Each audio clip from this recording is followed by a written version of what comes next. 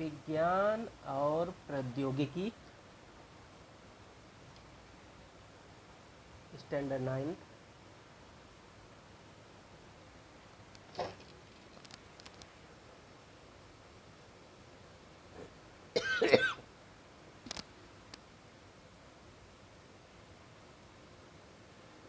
Second semester part first science first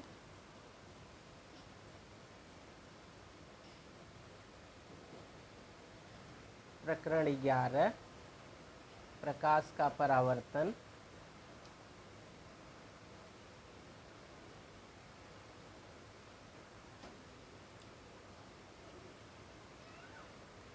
गोलीय दर्पण से संबंधित चिन्ह। देखिए कि गोला है और ये गोले का केंद्र है, ये गोले की त्रिज्या है। तो जो गोली दर्पण है, देखिए गोली दर्पण के पृष्ठभाग के मध्य बिंदु को उसका ध्रुव कहते हैं। आकृति में बिंदु P गोली दर्पण का ध्रुव है। तो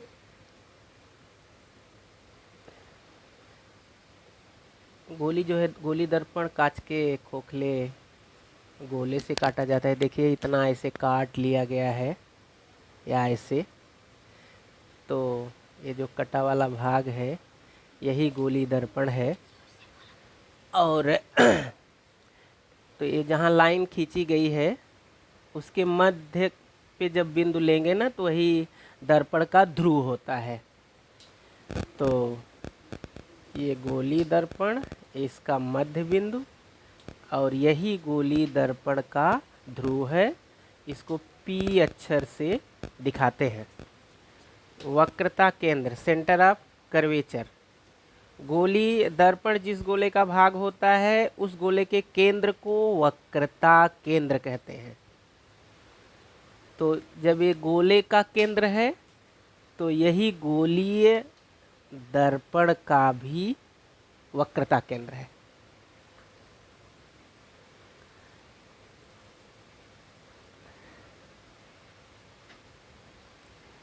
वक्रता त्रिज्या, रेडियस ऑफ कर्वेचर। गोली दर्पण जिस गोले का भाग होता है उस गोले की त्रिज्या को गोली दर्पण की वक्रता त्रिज्या कहते हैं। अभी हमने आपको दिखाया था कि ये त्रिज्या है। तो कई त्रिज्याएं खींची जा सकती हैं। इसमें दो त्रिज्या को दिखाया गया है। CP और CA की लंबाई गोली दर्पण की वक्रता त्रिज्याएं हैं। अब मुख्य अक्ष, गोलीय दर्पण के ध्रुव और वक्रता केंद्र से जाने वाली सरल रेखा गोलीय दर्पण का मुख्य अक्ष कहलाती है। तो देखिए हम लोग इसको ध्रुव को P अक्षर से दिखाते हैं, यानी गोली दर्पण के पृष्ठभाग के मध्य बिंदु को। और ये जो है C गोले का केंद्र था, तो यही गोली दर्पण का वक्रता केंद्र है। तो ये P और C से जाने वाली रेखा, ये देख रहे हैं ये रेखा, यही रेखा क्या है, मुख्य अक्ष होती है। यही रेखा मुख्य अक्ष होती है। तो ये अवतल दर्पण है और ये उत्तल दर्पण है। मुख्य नाभ, अवतल दर्पण के मुख्य अक्ष के समांतर आने वाली आपतित किरणें परावर्तन के पश्चात मुख्य अक्ष पर गोली दर्पण के सम्मुख एक विशेष बिंदु F पर एकत्रित होती हैं। इस बिंदु को अवतल दर्पण की मुख्य नाभि कहते हैं।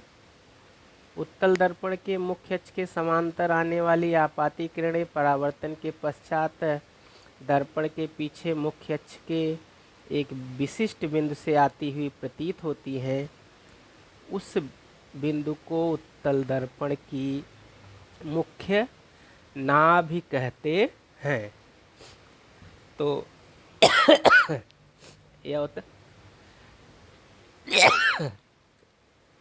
अवतल दर्पण का मुख्य अक्ष है ये देखिए, ये पहली आपाती किरण दर्पण पे पड़ रही है।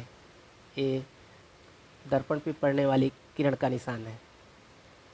और ये दूसरी आपाती किरण, ये तीसरी आपाती किरण।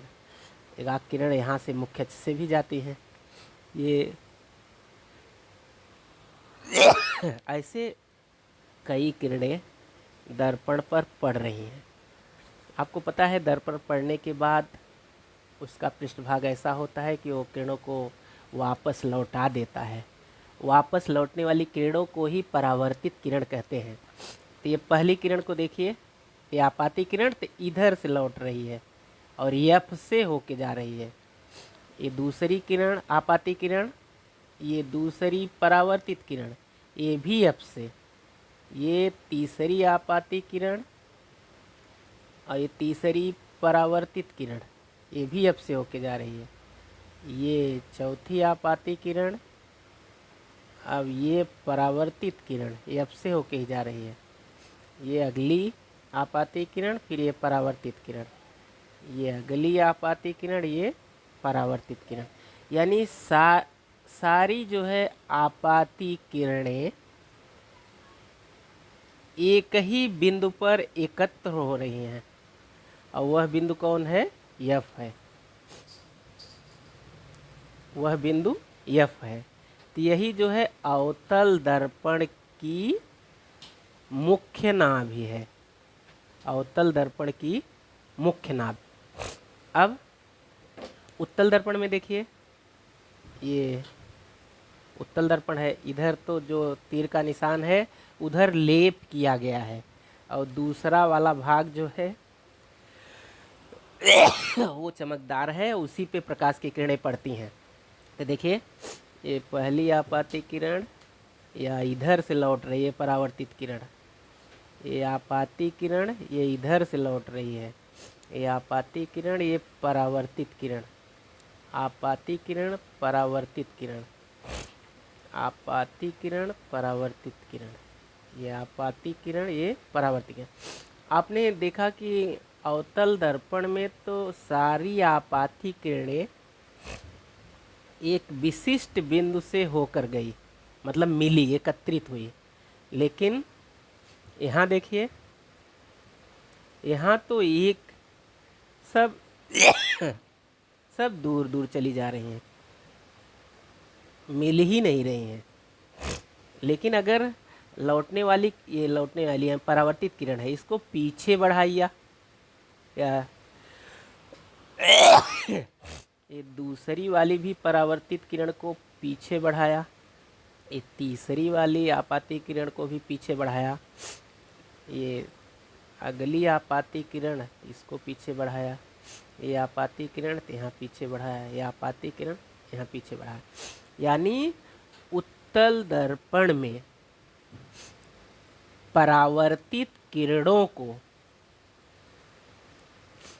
पीछे बढ़ाने पर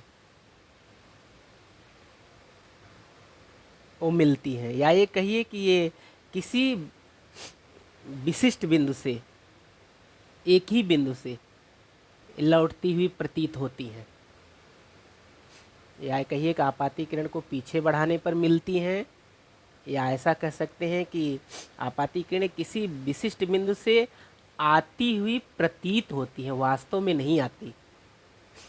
तो उस एफ को जो है उत्तल दर्पण की मुख्य नाभि कहते हैं।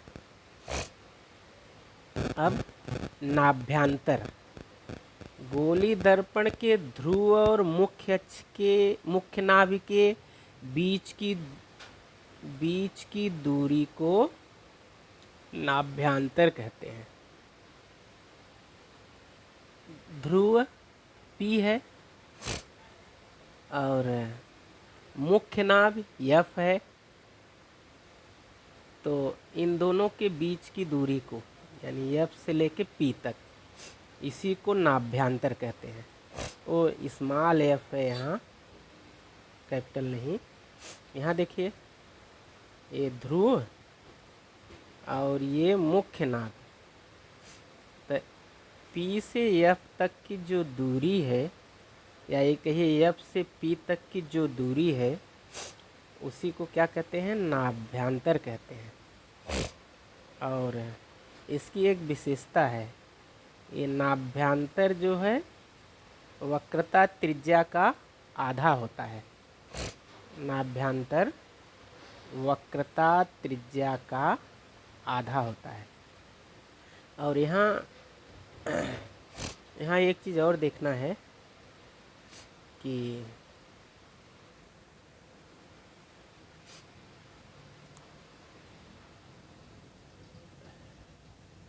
जब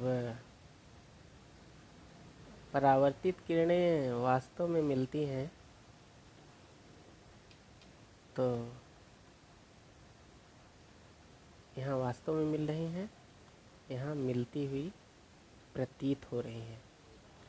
तो अवतल दर्पण की मुख्य नाभि को ऐसे ही पहचानते हैं।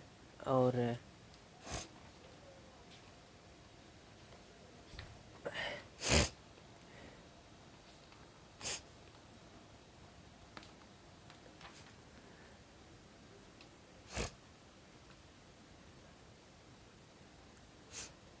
अब परावर्तित किरणों का आरेखन। जैसे आपाती किरण तो ये मालूम पड़ गया कि ये यमयन दर्पण है, और ये आपाती किरण ये क्यू है जो दर्पण के बिंदु क्यू पर पड़ रही है।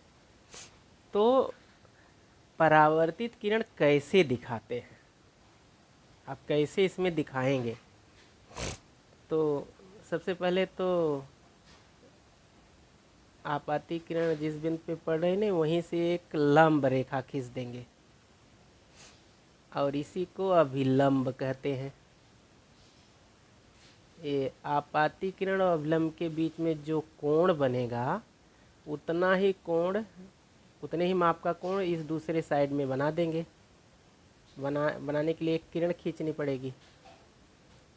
तो परावर्तन का ये नियम है कि आपतन कोण और परावर्तन कोण का माप समान होता है। तो हम इतने माप का इधर एक कोण बना देंगे, तो जो कोण बनाने वाली अभिलंब के साथ जो कोण बनाने वाली किरण होगी ना, वही क्या होगी? परावर्तित किरण होगी।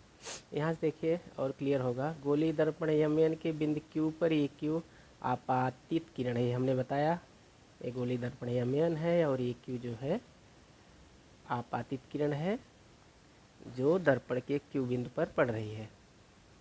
ये वक्रता त्रिज्या है, तो सी क्यू को वक्रता केंद्र कहेंगे। देखिए यहाँ गोली दर्पण की त्रिज्या सी क्यू है, सी वक्रता केंद्र है, तो सी क्यू क्या होगी? त्रिज्या होगी, वक्रता त्रिज्या या त्रिज्या। और क्यू पर सी क्यू गोली दर्पण का अभिलंब है।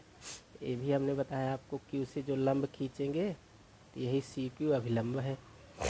फिर कोण ए क्यू सी आपतन कोण है। आपाती किरण के साथ ए क्यू सी यही आपतन कोण है। परावर्तन के नियमानुसार आपतन कोण और परावर्तन कोण के माप समान होते हैं, इसलिए ए क्यू का परावर्तन मार्ग क्यू बी निश्चित करने के लिए सी क्यू बी को ए क्यू सी के बराबर रखा जाता है। किरणाकृत खींचने के लिए प्रकाश के परावर्तन के नियमों पर आधारित नियम का उपयोग किया जाता है।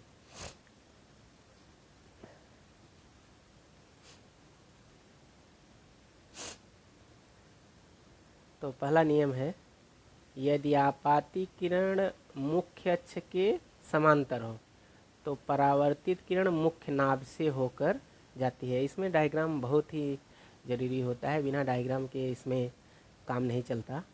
तो देखिए दर्पण है, आपको पता है ध्रुव और केंद्र, वक्रता केंद्र से जो रेखा जाती है वही मुख्य अक्ष होती है। तो देखिए दिखाया गया है, ये मुख्य अक्ष है। और ये देख रहे हैं ये लाइन वाला है तो उधर तो पालिश है, उधर उधर पालिश है।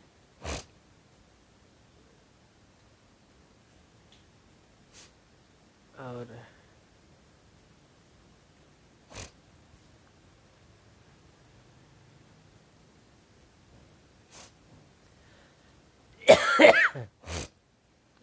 तो जिधर ये चमकदार है उसकी दूसरी तरफ किरणें पड़ेंगी। तो देखिए एक किरण या इस पर पड़ रही है, तो यही आपाती किरण, तीर दर्पण की तरफ जा रहा है इसलिए आपाती किरण है।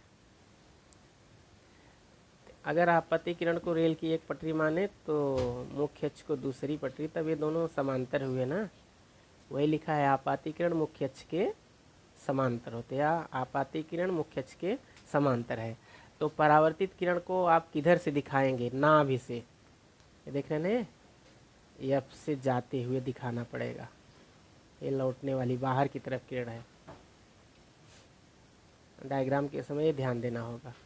दूसरा नियम, यदि आपाती किरण मुख्य नाभ से जाती है तो परावर्तित किरण मुख्य अक्ष के समांतर जाती है। बस इसी का उल्टा कर देना है, आपाती को परावर्तित, परावर्तित को आपाती। तो देखिए ये दर्पण है, ये ध्रुव है, ये एक केंद्र है। तो इससे जो रेखा जाएगी वो क्या होगी? मुख्य अक्ष होगी। और इस बार आपाती किरण को मुख्य नाभि से दिखाना है, ये तो मुख्य नाभि एफ है, तो या मुख्य नाभ से आपाती किरण दर्पण पे पड़ रही है। तो लौटने वाले को कहाँ से दिखाएंगे? मुख्य अक्ष के समांतर, यानी ये मुख्य अक्ष है तो इसके जैसा ही दिखाना है। तो देखिए ये लौटने वाली किरण है। यहाँ ये तीर रंग बना है, तीर बाहर की तरफ इसको दिखा देंगे। और तीसरा नियम, यदि आपाती किरण वक्रता केंद्र में से जाती है तो परावर्तित किरण उसी मार्ग से लौट जाती है। तो ये दर्पण है, जैसे इधर का है वैसे आप बना लेंगे, वहाँ P दिखा देंगे। तो इस बार आपाती किरण को कहाँ से जाते दिखाना है? वक्रता केंद्र, वक्रता केंद्र को C से। तो देखिए आपाती किरण है, ये अंदर जाते हुए तीर दिखाया है, तो बोला है उसी मार्ग से वापस लौटती है। तो इसी मार्ग से या देखिए वापस लौट रही किरण को बाहर जाते हुए दिखाया गया है, यानी परावर्तित किरण को। तो ये आपाती किरण, आपतित किरण है, ये परावर्तित किरण। और